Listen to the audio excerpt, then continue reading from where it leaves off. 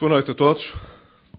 Quero cumprimentar, em primeiro lugar, o Sr. Presidente da Distrital de Lisboa, do PSD, que aqui está, e que, conjuntamente com a Comissão Política Nacional, promove aqui esta noite este debate, estas jornadas dedicadas ao crescimento, que é, como quem diz, destinadas, no fundo, a apresentar contas daquilo que tem sido, no fundo, a prestação do Governo em áreas muito sensíveis, como aquelas que temos vindo aqui a analisar, o que tem que ver com o desempenho orçamental, o desempenho da nossa dívida pública e a estratégia que tem vindo a ser seguida para que Portugal possa retomar um caminho de crescimento.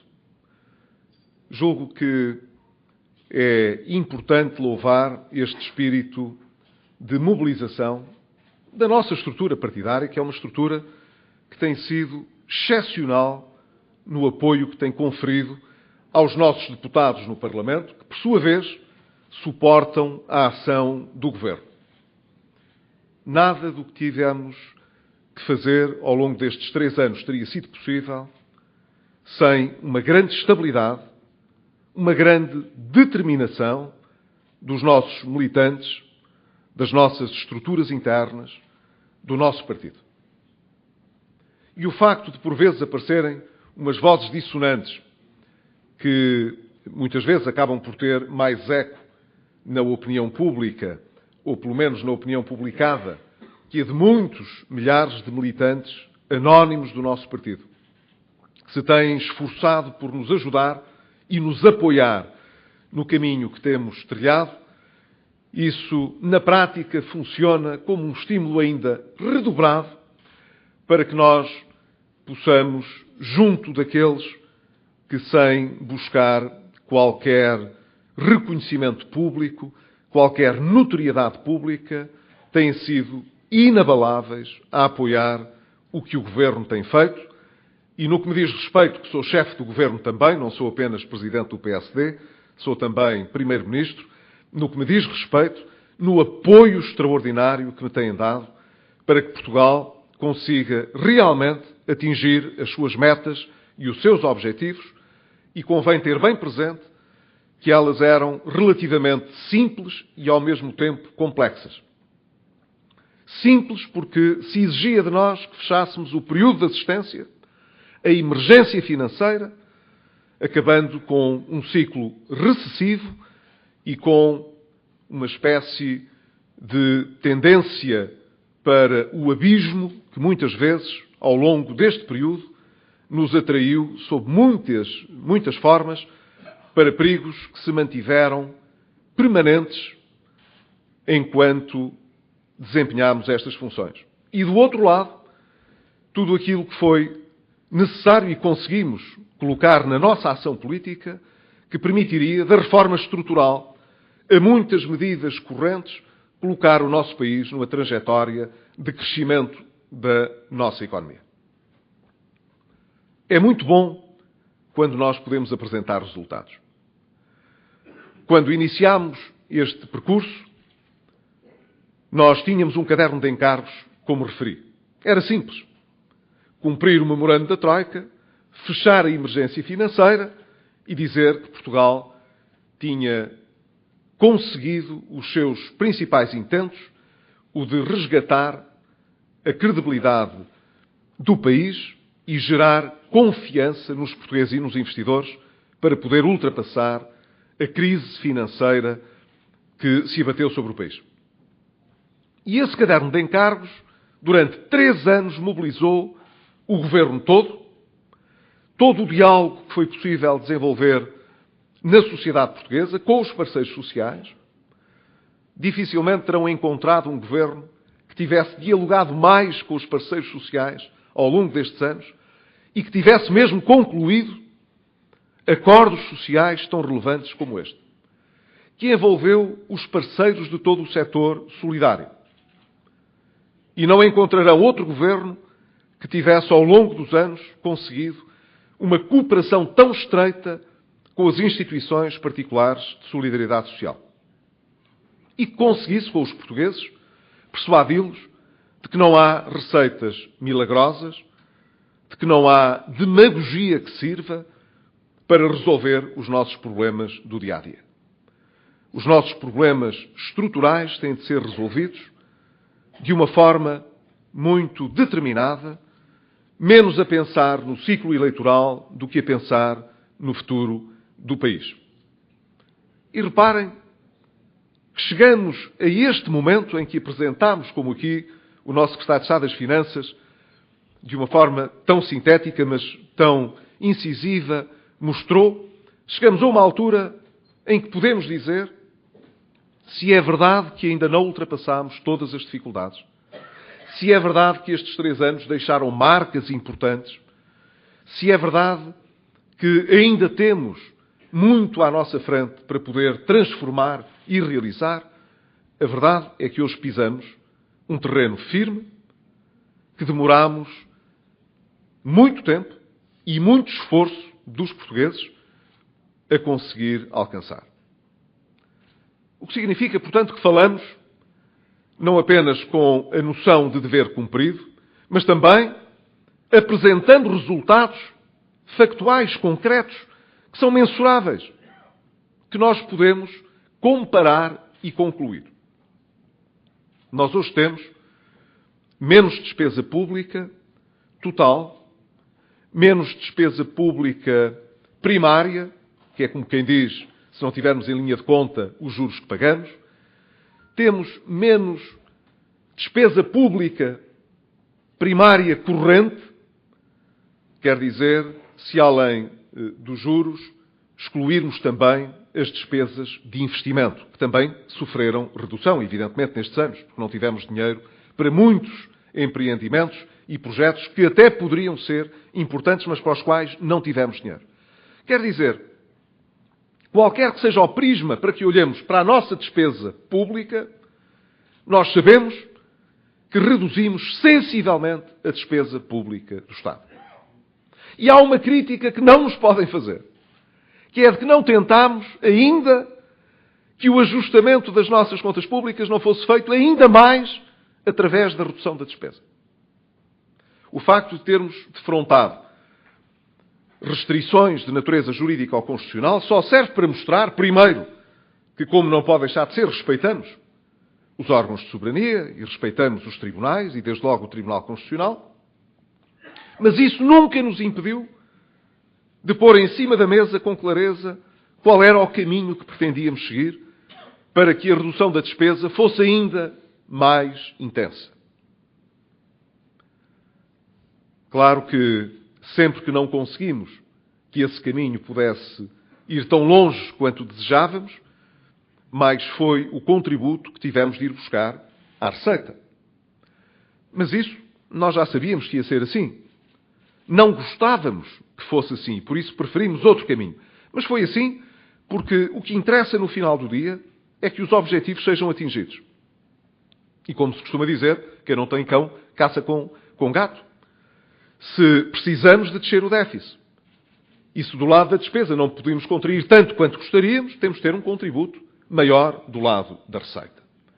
Infelizmente foi não um caminho que tivéssemos seguido de vontade própria, mas aquele que tivemos de seguir em função das restrições que defrontámos. Foram restrições, vale a pena lembrá-lo hoje, difíceis. Porque acrescentámos às dificuldades que outros países como nós tiveram de percorrer, como foi o caso da Irlanda ou da Grécia, outras que eles não tiveram de enfrentar. Disse-o no debate do Parlamento e quero aqui repeti-lo convosco. Uma coisa foram as políticas realmente difíceis que seguimos relativamente aos rendimentos, fosse de salários, da administração pública, fosse de pensões. Os outros também as seguiram. A Irlanda também reduziu consideravelmente os rendimentos dos funcionários do Estado. Quase 20%, em média, na Irlanda. Já não falo da Grécia, que foi um valor ainda superior. Mas, nesses casos, essas medidas que foram adotadas mantiveram-se, e no caso da Irlanda, irão manter-se até 2016. E só a partir de 2017 e até 2019 é que serão removidas. Reparem que no nosso caso não houve ano nenhum em que não tivéssemos de discutir que novo conjunto de medidas é que havíamos de tomar para substituir as medidas do ano anterior. Isto criou nos cidadãos, criou em toda a sociedade uma incerteza, uma ansiedade que se refletiu no comportamento da economia. Não tenho dúvida, ao contrário do que dizem os partidos da oposição, que isso beneficiou a retoma do consumo interno. É ao contrário. Todos os anos, os cidadãos não sabiam com o que iam contar no ano seguinte.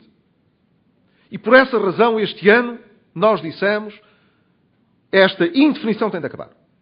Nós temos de saber, os portugueses têm de saber, antecipadamente com o que é que vão contar. E por isso pedi ao Sr. Presidente da República, vale a pena recordá-lo também, porque às vezes, não levem a mal, passa-se tanta coisa, o tempo corre tão depressa que dá a impressão que todas estas coisas já aconteceram há imenso tempo. Não aconteceram há imenso tempo. Aconteceram há 3 meses atrás.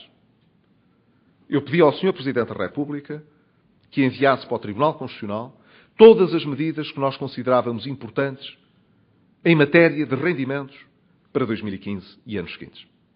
Para que as pessoas soubessem com o que iam contar. E souberam. E nós, evidentemente, adotámos essas conclusões para 2015. Pela primeira vez, os portugueses vão enfrentar um ano sem a incerteza de saber se precisaremos ou não de voltar a mexer em salários, em pensões ou em impostos. Não quero com isto dizer que aquilo que vamos fazer para 2015 estivesse consonante com o que era a nossa intenção.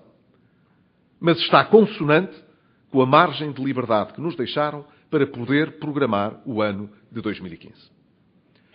E hoje sabemos que o orçamento para 2015, portanto, pode apresentar-se com resultados firmados. Nós sabemos que em 2013 a economia no país deu a volta. E começou a crescer. Razão por que continuo sem entender, porque nos acusam, nomeadamente nos debates parlamentares, de ter prometido uma viragem que não aconteceu. Aconteceu. Em 2013 a economia teve um ponto de viragem. Exatamente como eu tinha dito no verão de 2012 no Pontal. Em 2013 nós teremos uma inversão da tendência recessiva no país. E sabemos hoje que essa inversão não se deu, afinal, no segundo trimestre, como chegámos a pensar durante muito tempo, aconteceu mesmo no primeiro trimestre, no começo do ano de 2013, a economia começou a crescer. E não fosse o efeito de inércia que já vinha do ano anterior, que foi o pior dos anos, como todos se recordam, e nós teríamos tido um crescimento efetivo durante o ano todo. O que aconteceu, portanto, é que ainda assim, por efeito da inércia do ano anterior, a nossa economia não teve um crescimento positivo. Mas tem este ano. A tendência inverteu em 2013, em 2014 a economia está a crescer, e está a crescer em média mais do que as economias na zona euro. E do lado do desemprego, que é talvez a consequência pior, a mais terrível das consequências, que a irresponsabilidade e a recessão pode trazer, nós sabemos que o desemprego tem vindo a baixar paulatinamente desde o ano passado também. Atingiu um pico em janeiro de 2013 e desde então tem decrescido todos os meses até o último mês, cujo resultado é conhecido, que é setembro. Sendo que o Eurostat revelou ainda no final da semana passada que o nível de desemprego, a taxa de desemprego, chegou aos 13,6%. É na Irlanda quase 11,3%, é em Espanha cerca de 24% e é na Grécia superior a 26%. Eu penso que dá para comparar aquilo de que estamos a falar. Mas para que não digam que foi apenas os fluxos de imigração que geraram esta descida da taxa de desemprego, É importante atender também, como aqui o Dr. Manuel Rodrigues chamou a atenção, para a criação líquida de emprego. Não sei se se lembram dos 150 mil postos de trabalho que um Primeiro-Ministro chegou a prometer que iria criar. E agora comparem que nós criámos cerca de 160 mil postos de trabalho e não prometemos coisa nenhuma nessa matéria.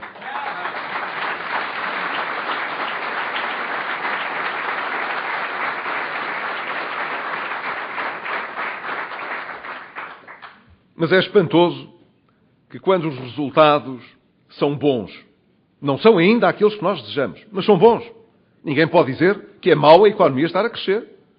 Ninguém pode dizer que é mau a taxa de desemprego estar a cair. Ninguém pode dizer que é mau a taxa de emprego estar a subir. Mas é extraordinário como ainda assim, dado que esses bons resultados aparecem também vozes em alguns partidos que desconfiam das estatísticas. Agora as estatísticas já não são fiáveis. Quando o desemprego era elevado e a taxa de emprego muito fraca, as estatísticas eram ótimas. Agora que as coisas se inverteram, é de desconfiar das estatísticas. E então sugerem que os números são não aqueles que resultam do trabalho transparente de instituições que seguem regras, que são regras que se aplicam a toda a União Europeia, sugerem que os números são trabalhados para terem mais bom aspecto. É uma atitude muito típica. Sempre que a realidade não está de acordo com os seus desejos, há vozes na oposição que acham que a realidade tem de adaptar-se à ideia que temos dela. E depois dizem que o governo não vive com os pés assentes na terra e não conhece o país em que se vive. Quando a realidade não lhes agrada, então muda-se a realidade. São as estatísticas que estão erradas, os resultados não podem ser esses. Ora, eu penso que os portugueses estão cada vez mais cientes de que estes exercícios são exercícios desesperados. Nós não estamos satisfeitos com os resultados que alcançamos. Não porque eles não sejam bons, mas porque não são ainda aqueles que nós queremos. E por isso ainda estamos a trabalhar muito para ter resultados melhores. Mas não vale a pena andar, como se costuma dizer, a forçar os números, a pintar a realidade de outra maneira, a ignorar os sinais que temos. Os sinais que nós temos, além destes factos que apontei, são sinais positivos também. A confiança dos consumidores está ao melhor dos últimos 12 anos. E não são os estrangeiros que vêm cá comprar carros, nem tomar decisões de consumo. Somos nós, em Portugal. Os indicadores de confiança dos investidores estão também em máximos. E os dados que temos de vendas a retalho, de microindicadores económicos, se quiserem, são todos eles alinhados e positivos. Há desde logo um valor que quem está na Secretaria de Estado dos Assuntos Fiscais percebe logo, e no Ministério das Finanças, que são as receitas fiscais.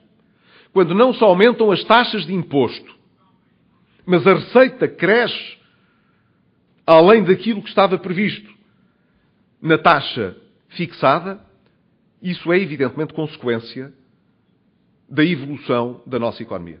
Quer dizer, a economia está a correr melhor. E está a correr melhor do lado da procura interna, com mais investimento e com mais consumo. E não estamos a cair no erro do passado, na medida em que nós não temos a banca em Portugal a endividar-se, não temos os bancos em Portugal a emprestar muito mais do que aquilo que têm em depósitos. Pelo contrário, continuamos a assistir a uma correção daquilo que são os empréstimos concedidos a famílias e a empresas. E o resultado externo da nossa economia, agora não estou a falar apenas do Estado, estou a falar da nossa economia no seu conjunto, é positivo também. Porque estamos a acumular disponibilidades sobre o exterior. Até aqui acumulávamos necessidades. Quer dizer, era grande a necessidade que tínhamos que nos emprestassem dinheiro. agora começamos a acumular disponibilidades. É por isso que não estamos a andar para trás. Estamos a mudar estruturalmente a maneira como a nossa economia está a funcionar. E não é verdade, como já se sugeriu, que isto seja uma inversão da tendência dos últimos 2 anos por causa da quebra das exportações. Porque as exportações não caíram. Vejam bem a perversão de certa comunicação. As exportações têm aumentado continuamente. Têm estado a aumentar de ano para ano. Em quase todos os setores. Em quase todos os setores. Não é em todos, mas é em quase todos os setores.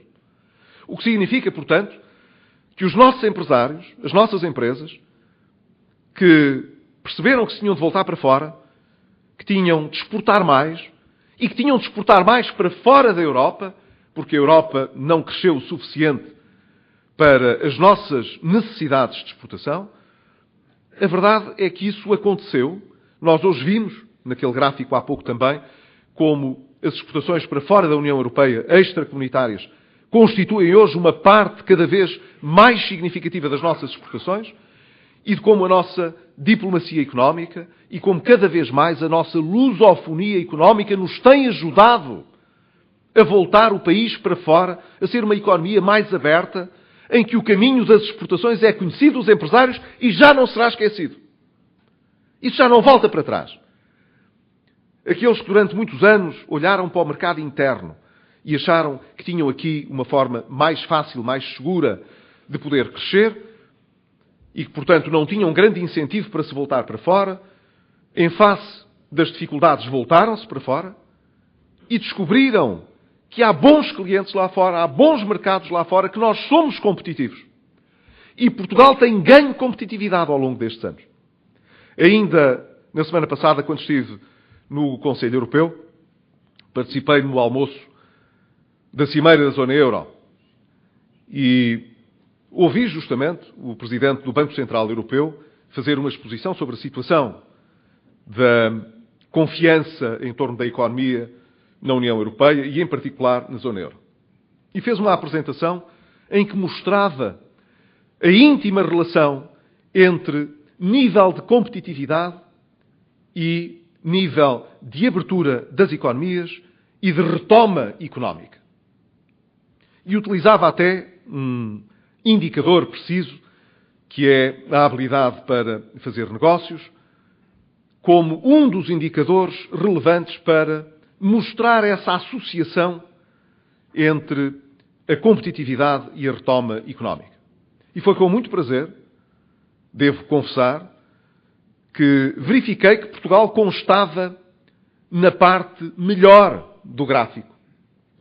Quer dizer, havia os países que estavam a perder competitividade, havia os países em que, por via burocrática, de uma fraca transposição da Diretiva de Serviços, por muitas outras razões, por barreiras existentes, dificuldades em fazer negócios, em ter um contacto com a administração do Estado mais difícil, em que o desempenho era pior. E em alguns deles até muito acima daquilo que era a média europeia. E depois verifiquei que Portugal estava na parte direita do gráfico, quer dizer, onde este indicador era mais baixo, sendo que aqui um baixo indicador é positivo, é quanto mais baixo, melhor. E nós estávamos já muito próximos das economias mais exportadoras, mais desenvolvidas e mais competitivas. E isso era assumidamente atribuído às reformas estruturais que nós tínhamos realizado. E dizia ao Presidente do Banco Central Europeu, por vezes pensa-se que as consequências em termos de PIB potencial da reforma estrutural demora muito tempo a refletir-se. Mas quando há uma percepção dos agentes económicos de que essas mudanças são importantes e vieram para ficar, as consequências são mais rápidas. Os agentes adotam mais rapidamente uma predisposição para investir, para consumir, para, portanto, contribuir de uma forma mais importante, mais vincada para o crescimento do emprego e para a recuperação da economia. E é isso que se tem verificado em Portugal.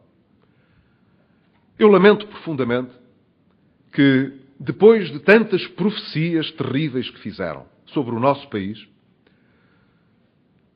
não haja, sobretudo na nossa oposição, um reconhecimento destes resultados.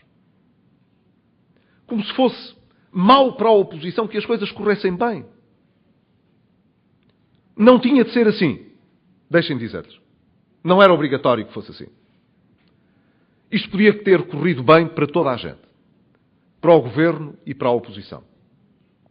Bastava que a oposição tivesse contribuído e ajudado a que este esforço fosse bem sucedido.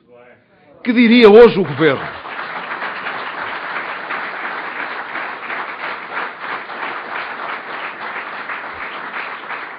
Que diria hoje o governo, senão que este tinha sido um esforço verdadeiramente nacional e que não tínhamos precisado estar todos no governo para que bons resultados tivessem sido alcançados.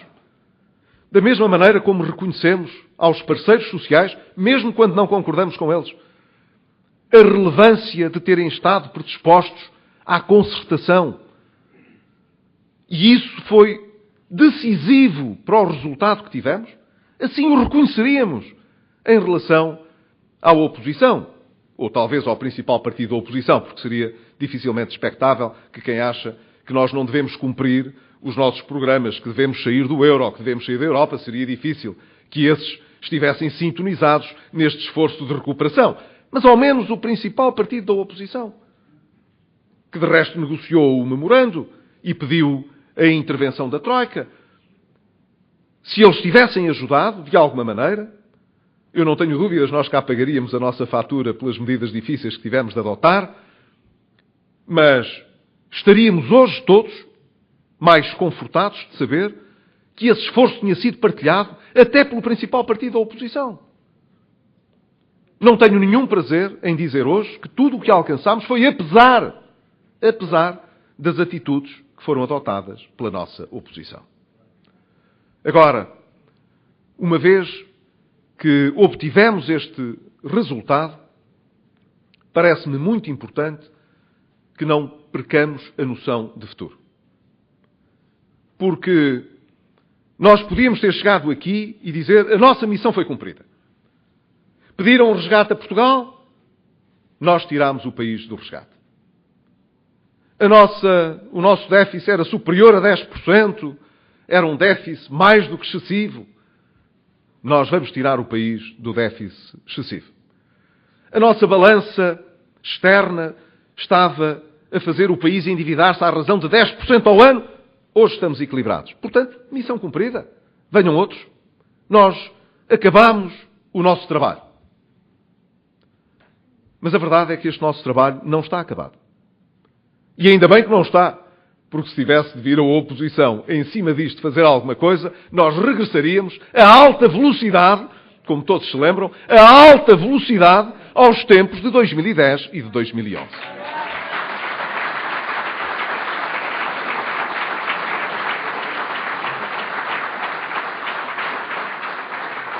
Precisamos, por isso, agora que cumprimos esta fase importante e decisiva do nosso mandato, de nos concentrarmos no futuro. Sabemos que a proposta do orçamento é, ao mesmo tempo, responsável, não é por estarmos em ano de eleições que estamos a prometer agora tudo a toda a gente. Sabemos o que custou isso em 2009 a Portugal, quando um governo achou que era assim que se devia ganhar as eleições. É um orçamento responsável e quero aqui reafirmar que é para nós um ponto de honra tirar Portugal do déficit excessivo em 2015. É um ponto de honra. E apesar de todas as profecias e previsões que possam aparecer, que lancem dúvidas sobre essa matéria, garanto-vos, o Governo nunca deixará de adotar uma estratégia que garanta que em 2015 nós vamos sair do déficit excessivo. Portanto, esse é um compromisso com a responsabilidade com que fomos eleitos e que devolvemos aos portugueses. Mas temos também uma proposta de orçamento a pensar no futuro. O futuro não se conquista num ano, embora, como a gente saiba, se possa perder o futuro em muito pouco tempo. Nós teremos a oportunidade num ano de acentuar a retoma da nossa economia. O crescimento será, portanto, mais intenso do que este ano. Tudo aponta para isso. Tudo aponta para que nós consigamos fazer uma recuperação de rendimentos ao nível daqueles que foram mais afetados pelas políticas restritivas nos últimos anos. E estamos, desse ponto de vista, a falar não apenas daqueles que vão passar a ter emprego na economia e prevemos que o desemprego venha a ter um desempenho em termos de decréscimo da sua taxa ainda mais favorável e que aqueles que são pensionistas e funcionários públicos tenham uma recuperação, nuns casos parcial, noutros casos quase total, dos seus rendimentos. No primeiro caso, incluo, como é sabido, os funcionários públicos, no segundo caso, os pensionistas.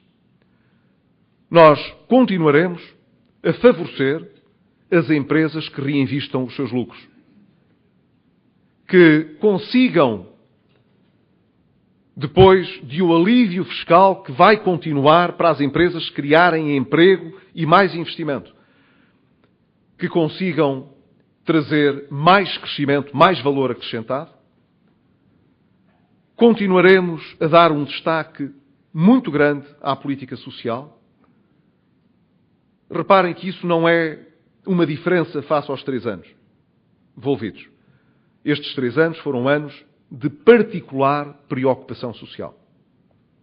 E medidas que vão perdurar, como aqui foi referido, como seja a majoração no subsídio de desemprego para jovens casais ou famílias monoparentais com crianças a cargo, com menores a cargo, aquilo que é a disseminação do Passo Social Mais, as tarifas sociais no caso da eletricidade, os apoios mais alargados que vamos transferir para as instituições do setor social que nos auxiliam a fazer política social, garantindo que aqueles que mais precisam podem ter o apoio de que necessitam. Tudo isso são preocupações que se vão reforçar em 2015. Vamos ter, portanto, uma recuperação equilibrada de rendimentos e, ao mesmo tempo, um reforço de medidas de natureza social, de apoio social, que são indispensáveis, sobretudo para os grupos mais vulneráveis. Por essa razão, no caso do IMI, por exemplo, permanecerá a regra da cláusula de salvaguarda que se aplica aos contribuintes do primeiro escalão do IRS, que são, de facto, os mais vulneráveis. Mais vulneráveis do que estes, só aqueles que estão abaixo do primeiro escalão e que, portanto, são menos protegidos, a não ser por política de solidariedade. Mas todos aqueles que estão no primeiro escalão manterão a cláusula de salvaguarda de não ter uma atualização superior a 75 euros se a reavaliação do seu imóvel for 30% superior àquilo que representava o valor dele antes da avaliação. O que significa, portanto, que nós teremos uma preocupação social permanente. Mas o tempo que temos à nossa frente é um tempo para vincar o período de recuperação e de transformação estrutural da nossa economia. E esse é o aspecto que eu acho que é mais importante de todos. Deixem-me dizer. Mais do que o efeito de um ano de podermos sair do déficit excessivo, que é importante, mas que devia ser a nossa circunstância normal. Mais do que muitos destes elementos respeitantes ao déficit e à dívida, o que importa é a nossa determinação em seguir um caminho que permita que o investimento e a criação de emprego coloquem Portugal numa rota de franca recuperação. Esse é o aspecto essencial. Tudo o resto é relativamente secundário face a isto.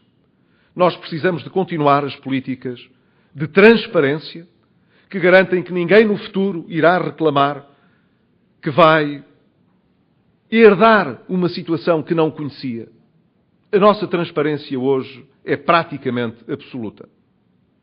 Nós sabemos quais são os encargos que vamos ter ano atrás de ano. As responsabilidades que contraímos, seja no setor empresarial do Estado, seja nas contas públicas da administração central. Nós temos de prosseguir uma política que trata os portugueses com inteligência e não como se eles fossem uma espécie de joguete nas intenções partidárias.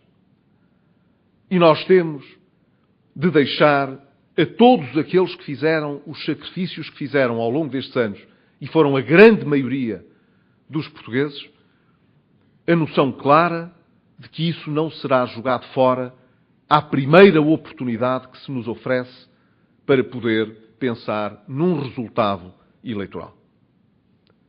Esta é uma imagem, não é apenas de marca no sentido em que isso corresponda a uma estratégia de comunicação.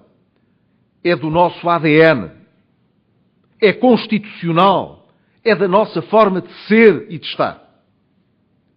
Não fazer batota, confrontar as pessoas e os problemas e dizer-lhes o que pensamos sobre o futuro. E por isso lançamos já não apenas o debate, mas um primeiro conjunto de medidas para responder a problemas estruturais ainda importantes que temos à nossa frente. Refiro-me à questão da natalidade e refiro-me também à forma como o próprio Estado está organizado, que precisa ainda de uma reforma maior do que aquela que foi feita até hoje. Estou convencido que as propostas que apresentámos agora ao Parlamento em matéria de IRS, procurando já que em 2015 o próprio orçamento possa assimilar as primeiras medidas importantes de apoio à família e, em particular, aos casais que desejam ter filhos, mais filhos, e que não veem hoje condições para o fazer. Incluímos isto, queria eu dizer, como um primeiro sinal de um conjunto sério de medidas que vamos adotar e que são transversais na sociedade portuguesa para ter uma sociedade mais amiga da família e das crianças. E sem isso, garanto-vos, nada do que é essencial no médio e no longo prazo será atingido. Porque estaremos sempre a encontrar resultados que são incompletos, que não são verdadeiramente estruturais para resolver, seja o problema da sustentabilidade da segurança social, seja da própria sociedade portuguesa. E procuraremos também, na outra frente, que exista um processo de descentralização crescente, que olhe para os municípios, para as comunidades intermunicipais, para as áreas metropolitanas, como níveis crescentemente relevantes para transferir responsabilidades, e quem transfere responsabilidades, transfere meios, evidentemente, para que as políticas possam ter lugar. Concluo dizendo-vos que ainda hoje, quando estava a ouvir o Dr. Durão Barroso na cerimónia que o Presidente da República promoveu para lhe atribuir a mais alta condecoração do Estado português, e recordo bem o quadro que ele traçou daquilo que foram os desafios que teve pela frente enquanto foi Presidente da Comissão. Foi Presidente da Comissão Europeia durante 10 anos. Terá sido, talvez, disse o Presidente da República, e eu não posso estar mais de acordo, o mais elevado cargo internacional alguma vez desempenhado por um português no mundo moderno. É extraordinário que, tendo o Presidente da República decidido assinalar essa circunstância numa cerimónia que, no fundo, pretende distinguir alguém que obteve essa distinção lá fora, reconhecida por todos, não tivesse havido um único partido da oposição que se tivesse feito representar nessa cerimónia.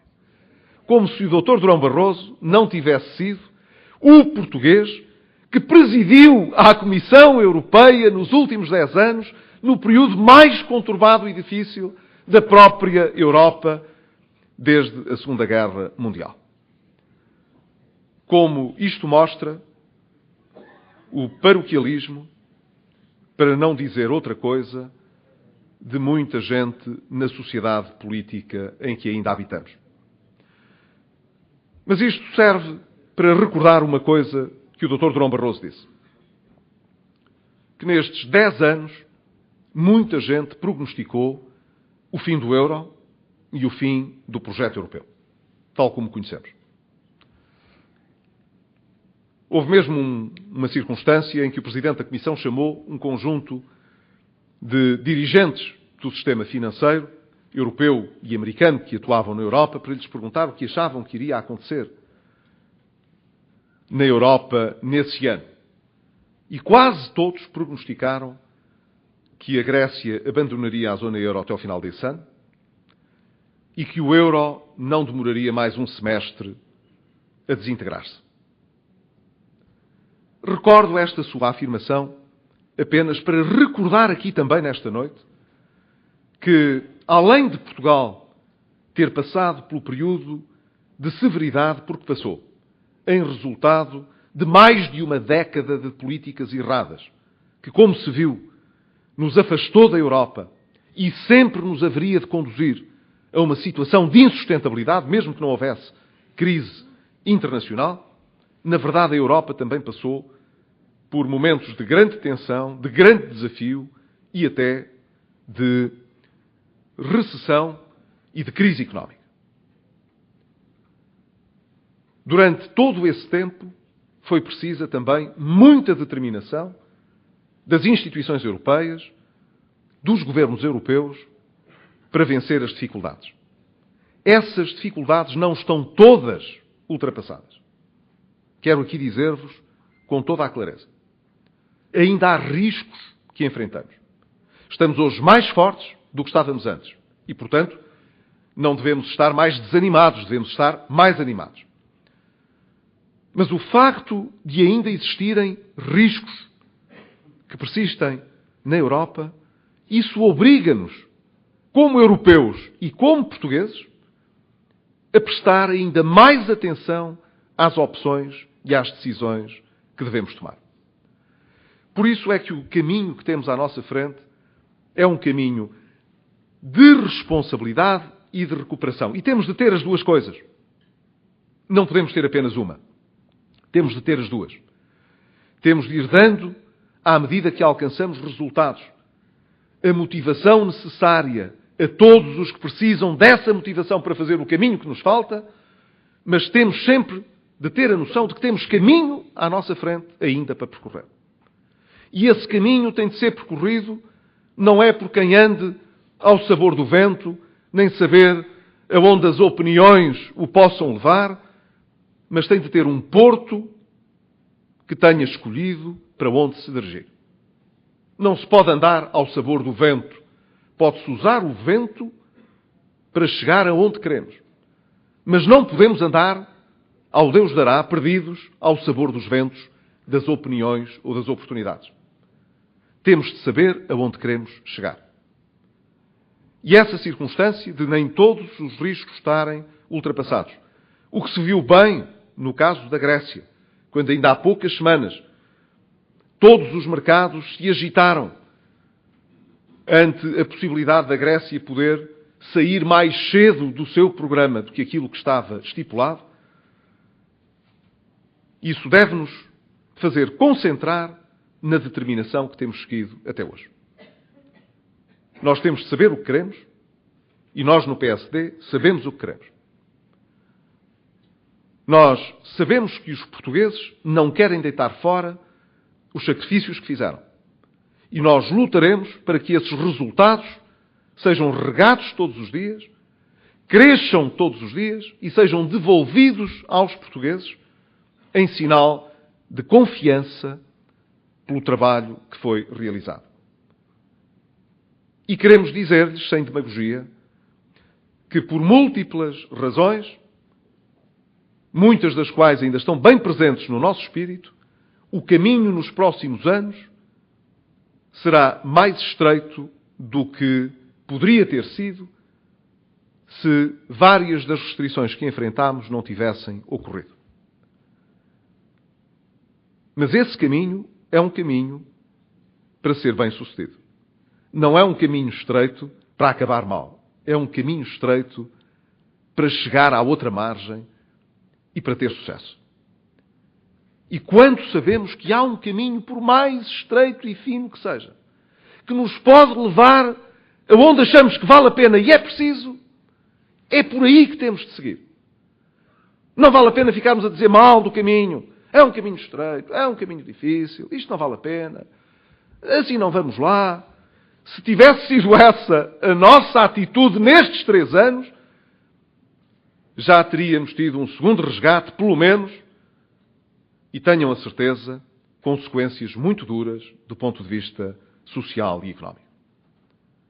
Já tudo isto tinha caído para o outro lado do precipício, perto do qual nos movemos. Mas é justamente porque sabemos que do outro lado está o que nos interessa. Que daquele lado que queremos atingir está uma sociedade mais equilibrada, mais aberta, mais exportadora, mais dinâmica, estruturalmente mais saudável, que não cresce com dívida, que tem poupança, que aposta nas novas tecnologias, que não fica fechada sobre si própria, que não fica a defender privilégios, esperando que eles se façam ouvir, obrigando o Estado a salvá-los aos privilégios, à custa de todos os outros. Se é isso que queremos, então o caminho estreito que temos vale a pena ser percorrido. E vale a pena pedir o vosso apoio para o fazer. E vale a pena chegar lá, porque lutámos muito para chegar lá, não lutámos para nos aborrecermos à primeira contrariedade, para baixarmos os braços ao primeiro sinal de desalento, ou apenas porque há políticos que consideram que hoje têm melhores oportunidades do que podiam ter tido há 3, há 2 ou há 1 ano atrás.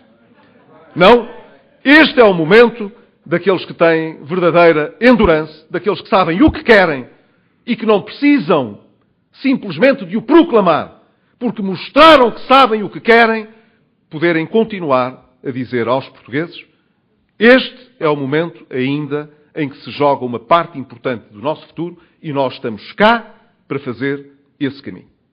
Obrigado.